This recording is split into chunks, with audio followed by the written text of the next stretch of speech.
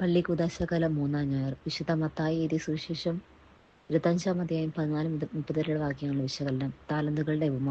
ഇന്ന് നാം വായിച്ചു ധ്യാനിക്കുന്ന താലന്തുകളുടെ ഈ ഉപമ ലൂക്ക 19:11 നാണയങ്ങളുടെ ഉപമ എന്ന പേരിൽ വായിക്കുന്നുണ്ട്. ലൂക്കായിൽ 10 പേർക്കാണ് നാണയങ്ങൾ കയ്യേൽപ്പിക്കുന്നതെങ്കിലും അവിടെയും 3 പേരിൽ നിന്ന് മാത്രമേ കണക്കെടുപ്പ് നടത്തുന്നുള്ളൂ. രണ്ടിലും മൂന്നാമൻ തങ്ങൾക്ക് ലഭിച്ച വിഹിതം മണ്ണിൽ കുഴിച്ചിട്ട് നിരുത്തരവാദിത്തത്തോടെ പെരുമാറിയതായി കാണുന്നു. അതുപോലെ തന്നെ പഴയ നിയമ വായനയിലും ലേഖനത്തിലുമൊക്കെ കാണുന്ന ചിന്ത അധ്വാനശീലന്റെ പെരുമയാണ്. ലാബാന്റെ വീട്ടിൽ റാഹേലിനു വേണ്ടി കഠിനാധ്വാനം ചെയ്യുന്ന യാക്കോബിനെ കുറിച്ച് ഒന്നാമത്തെ വായനയിൽ കാണുന്നു. ഒരു പെണ്ണിനോടുള്ള അഭിനിവേശത്താൽ യാക്കോബ് തന്റെ ജീവിതം കഠിനാധ്വാനമാക്കിയെങ്കിൽ അതിനേക്കാൾ എത്ര അധികമായി ദൈവവൃത്തിക്കായി നാം അധ്വാനിക്കേണ്ടിയിരിക്കുന്നു.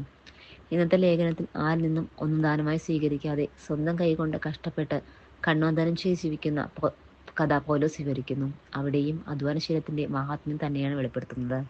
5 കിട്ടിയവൻ 5 കൂടെ സമ്പാദിച്ചു, 2 കിട്ടിയവൻ 2 കൂടെ സമ്പാദിച്ചു. എന്നാൽ 1 കിട്ടിയവൻ ഒട്ടും അധ്വാനിക്കാതെ പണം സൗജന്യമായി നൽകിയ യജമാനനെ കുറിച്ച് വിതയ്ക്കാത്തിടത്ത് നിന്ന് കൊയ്യുന്നവനും വിതറാത്തിടത്ത് നിന്ന് സ്വീകരിക്കുന്നവനും ചെയ്യുന്ന കഠിനഹൃദയനാണെന്ന് ദുരാരോപണം നടത്തി ഒരു വേലയും ചെയ്യാതെ കുഴിമടിയനായി ജീവിക്കുന്നെന്ന ഉപമ സുവിശേഷം പറഞ്ഞു തരുന്നു.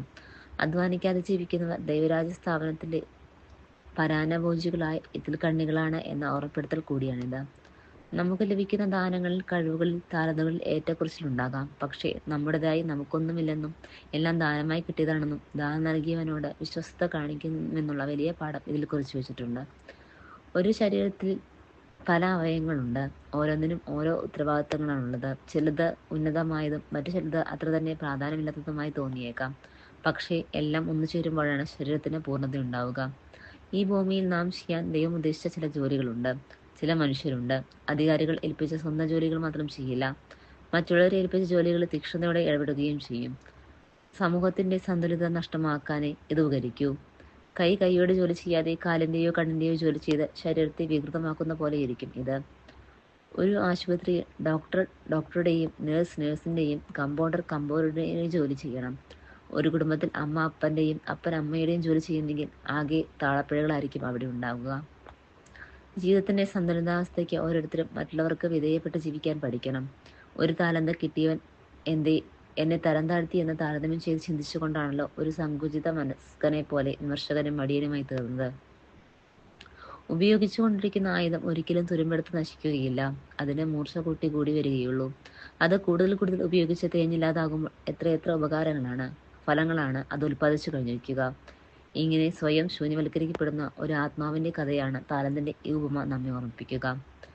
എന്ത് ഉൽപ്പാദിപ്പിച്ചു എന്നതല്ല, എത്ര ഉപകരിപ്പിച്ചു എന്നതാണ് പ്രധാനം. സ്വന്തം ജീവൻ മറ്റുള്ളവർക്ക് വേണ്ടി ഇല്ലാതാകുന്നവന് നിത്യജീവൻ കരസ്ഥമാക്കുന്നു. 5 10ആക്കാനും 2 4ആക്കാനും അതിന്റെ ഉടമകൾക്ക് ഏറെ അധ്വാനിച്ചു കാണും. ഇരട്ടിപ്പിച്ചത് മുഴുവനും ഒന്നു തന്നെ. മിച്ചം വയ്ക്കാതെ, പ്രതിഫലമൊന്നും ഇച്ഛിക്കാതെ യജമാനന് തന്നെ തിരിച്ചു നൽകാനുള്ള വിശാല മനസ്കതയും നല്ല മനസ്സിനും യജമാനൻ നൽകിയ പ്രതിഫലം കേട്ടു നിന്നവരെ പോലും അത്ഭുതപ്പെടുത്തി. ഉള്ളവന് വീണ്ടും നൽകപ്പെടും. അവന് കൂടുതൽ സമൃദ്ധി ഉണ്ടാവുകയും ചെയ്യും. ഇല്ലാത്തവനിൽ നിന്ന് ഉള്ളതുപോലും എടുക്കപ്പെടുകയും ചെയ്യും. ലൗകിക വിഷയവും ഇതുതന്നെയാണ് നമ്മെ പഠിപ്പിക്കുന്നത്.